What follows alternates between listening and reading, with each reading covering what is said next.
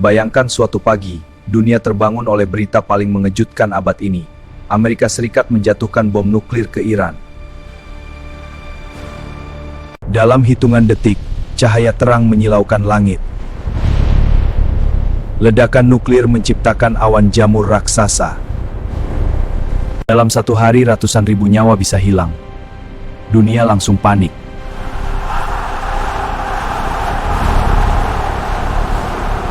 Harga minyak melonjak ke level yang belum pernah terjadi, karena Iran berada di salah satu jalur energi paling penting di dunia. Selat Hormuz, jalur yang dilewati hampir seperlima minyak dunia. Serangan nuklir itu langsung memicu kemarahan besar di Iran. Militer Iran segera mengaktifkan sistem pertahanan mereka. Rudal balistik mulai dipersiapkan untuk serangan balasan. Target pertama, pangkalan militer Amerika di Timur Tengah. Dalam hitungan menit, rudal mulai diluncurkan. Sirene darurat berbunyi di berbagai pangkalan militer. Sistem pertahanan udara mencoba mencegat rudal tersebut. Langit Timur Tengah berubah menjadi medan perang. Negara-negara di kawasan mulai bersiap menghadapi konflik yang lebih besar. Dan dunia mulai menyadari perang ini bisa meluas jauh lebih cepat dari yang dibayangkan. Rusia menyebut serangan itu sebagai ancaman serius bagi stabilitas dunia. Militer Rusia mulai meningkatkan kesiapan mereka. Cina juga menggelar rapat darurat dengan para pemimpin militernya. Dunia mulai khawatir konflik ini bisa melibatkan kekuatan besar. NATO menggelar pertemuan darurat. Pasukan tambahan mulai dikerahkan ke berbagai wilayah strategis. Lautan dipenuhi kapal perang. Ketegangan global meningkat ke level yang belum pernah terjadi sejak Perang Dingin. Dan dunia mulai bertanya satu hal yang menakutkan. Sementara dunia fokus pada perang, ekonomi global mulai runtuh. Triliunan nilai pasarnya jatuh secara bersamaan, hilang dalam satu hari. Harga minyak melonjak tajam karena ketakutan krisis energi. Selat Hormuz menjadi titik paling menegangkan di dunia. Jika jalur ini ditutup, dunia bisa kehilangan sebagian besar pasokan minyaknya. Harga bahan bakar melonjak di berbagai negara. Banyak negara mulai mengalami krisis energi. Ketakutan dan kepanikan menyebar ke seluruh dunia. Dan dunia mulai memasuki fase paling berbahaya dari krisis ini. Ketika ekonomi dunia mulai goyah berwilayah, kelompok milisi yang bersekutu dengan Iran mulai bergerak. Serangan roket mulai menghantam berbagai pangkalan militer.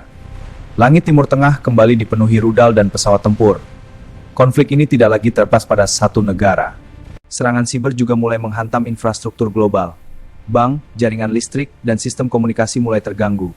Di berbagai negara militer mulai meningkatkan kesiapan tempur. Serangan siber juga mulai menghantam infrastruktur global. Bank, jaringan listrik, dan sistem komunikasi mulai terganggu.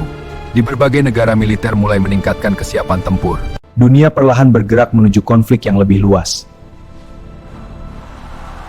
Dan satu pertanyaan besar mulai muncul di seluruh dunia. Ketika senjata nuklir kembali digunakan, banyak negara mulai berpikir satu hal yang sama.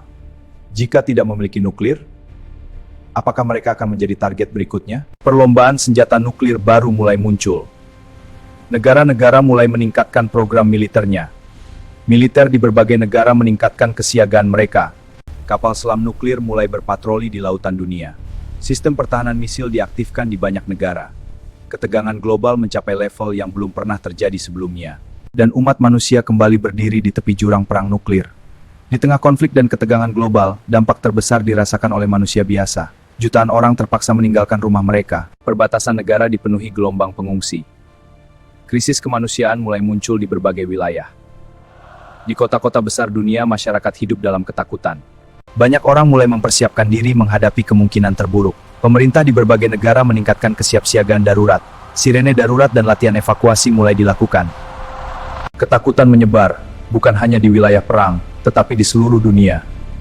Dan umat manusia mulai bertanya, apakah ini awal dari konflik yang lebih besar? Ketegangan dunia mencapai titik yang belum pernah terjadi sebelumnya. Militer di berbagai negara meningkatkan kesiapan tempur. Armada kapal perang bergerak menuju wilayah strategis. Satelit militer memantau setiap pergerakan di seluruh dunia. Langit dipenuhi patroli pesawat tempur. Sistem radar dan pertahanan misil bekerja tanpa henti. Satu kesalahan kecil bisa memicu perang yang jauh lebih besar. Banyak ahli mulai memperingatkan bahaya perang global. Dunia kini berdiri di ambang konflik terbesar dalam sejarah modern, dan seluruh umat manusia menahan napas menunggu apa yang akan terjadi selanjutnya. Di tengah ketegangan global, satu pertanyaan muncul di benak banyak orang. Apakah umat manusia benar-benar belajar dari sejarah? Atau kita sedang berjalan menuju kesalahan yang sama? Sejak era nuklir dimulai, dunia selalu hidup dengan bayangan kehancuran. Namun masa depan dunia tetap berada di tangan manusia. Keputusan para pemimpin dunia bisa menentukan nasib miliaran orang. Satu keputusan bisa membawa dunia menuju perdamaian. Atau sebaliknya, menuju kehancuran yang tak terbayangkan. Sejarah telah menunjukkan betapa berbahayanya senjata ini. Dan masa depan umat manusia mungkin ditentukan oleh keputusan yang dibuat hari ini.